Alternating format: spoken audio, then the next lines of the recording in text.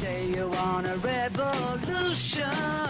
Well, welcome back to the Alice Stewart Show, 7:06. We are in day 10 of the partial government slim down, and we are about to bump our heads on the debt ceiling on October 17th. And good news is there does seem to be some light at the end of the tunnel as folks are at least talking. And here with the latest on that and his take on whether or not we will come to a consensus before we hit the debt ceiling, I'm joined with Congressman Tim Griffin. Congressman, good morning. Good morning. Good morning. Well, I just want to answer unequivocally. Of course, we will come to a consensus before we hit the debt ceiling. We will. I'm encouraged by the talks that were continued yesterday into the night, and I hope we get the government opened as soon as possible, and B, that we deal with the debt ceiling. But the debt ceiling, as you know, the discussions on the debt ceiling with past presidents and including this president have resulted in fiscal agreements that help us deal with our spending problem. Until we address the major drivers of our debt, we're going to keep having the debt ceiling problem because the debt is going to continue to pile up. And I think we're going to look back on the 8 years of this president, just like other presidents, but particularly bad with this one, and we're going to say 8 years wasted in terms of our debt. Right. We have had no major reforms of Medicare, Social Security, and a lot of people say, well, I pay into those. Yeah, you pay into those, but folks get about a third. They pay in about a third of what they get back. We don't need to cut those programs. I'm not saying cut them. We've got to modernize them because they were designed in the 60s and 70s. And, when Social Security started, there were like 16 people working for every one receiving. Now it's like 2.5 working for every one receiving. And a lot of that's just because baby boomers have grown older and are starting to retire. So we've got to reform these programs to save them.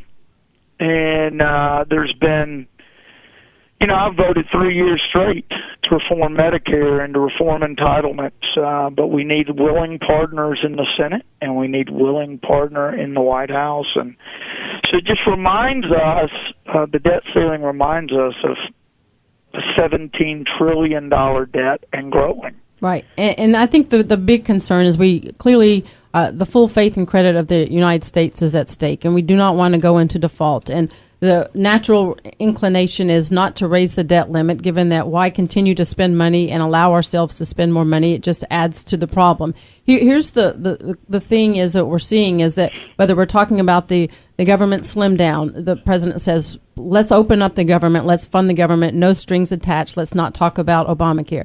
Same thing with the debt ceiling. Let's raise the debt limit and let's no strings attached. But historical precedent has been both of these issues. There's always some give and take. There's always some let's negotiate on this. Sure. And what kind of progress or leverage has been made, in your view, from the Republicans in terms of having that conversation? Clearly, Obamacare is off the table, but as you said, a reasonable look at ways to rein in spending in order to even come to some type of short-term extension of raising the debt ceiling? Well, let me say that most of the folks that I know here in Congress, Republicans, most of them, overwhelming majority, agree that a shutdown is not helpful for anybody. It's not good policy. It's not good politics. I think the president and the Democrat leaders in the Senate were wanting a government shutdown to distract from, Syria and Obamacare's rollout. And, unfortunately, they got it.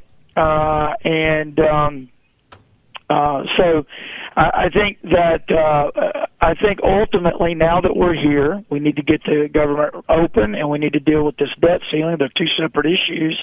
But you're right. Historically, there has been give and take. And what I like to remind folks is the House of Representatives is not they're not the employees of the president. We don't have a system where the president says, this is what you should do, and then the House of Representatives says, yes, sir, we'll do it now. That's not what any of our founding fathers envisioned.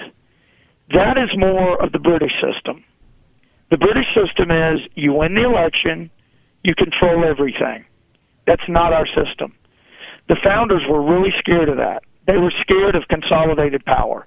So what the founders said was, we're going to take a bunch of power and we're going to give some to the executive, we're going to give some over here to the legislative branch, and within the legislative branch, we're going to separate it even more. We're going to give half to the House, half to the Senate. The House doesn't work for the Senate doesn't work for the House, and neither one of them work for the president. We all collectively work for those who elect us. And so we've got a situation where you've got to reach agreement in our system or nothing happens. Right. And people don't like to say compromise, but that's what it is. Right. If you think you're going to get everything you want, you're sadly mistaken. Right. In order for our system of checks and balances to work, there has to be compromise. Yeah. And Congressman, just got about a minute left. Just you say we will have some agreement before we reach the debt ceiling. What do you think the give and take will be? I don't know when it'll be, but I was encouraged by the fact that they're talking. Look, the president and the Senate Democrats, I know we're short on time, have had one position: do exactly what we said or no deal. That is my way of the highway. We've had, 10, 20 different positions. There's 100 different ways I can see ending this. But we've got to get away from the president's demand that it is exactly this or nothing. Right. Finally, the president is negotiating. It sounds like. He says he wouldn't, but I think he is. Negotiation is critical to any democracy. I'm optimistic. We're going to get the adults at the table and let them work out a deal. I've been advocating for it ever since this thing started, and I am going to stay optimistic that we will get the government open ASAP. And of course, I don't think there's any doubt in the world, of course, we will deal with the debt ceiling and we will get it lifted. But it's a reminder to the American people that you can't demand that everybody agree with the president and then also demand that you want the debt dealt with. Because if you do what the president wants, the debt will never be dealt with. Right. We will keep an eye on it and look forward to talking with you next week as an agreement is reached that is satisfactory for everyone. Congressman Tim Griffin, thank you for your time. Appreciate it. Have a great day. You too. Bye. All right, we'll be back. We'll take a quick break, and we'll be back right after this on The Alice Stewart Show.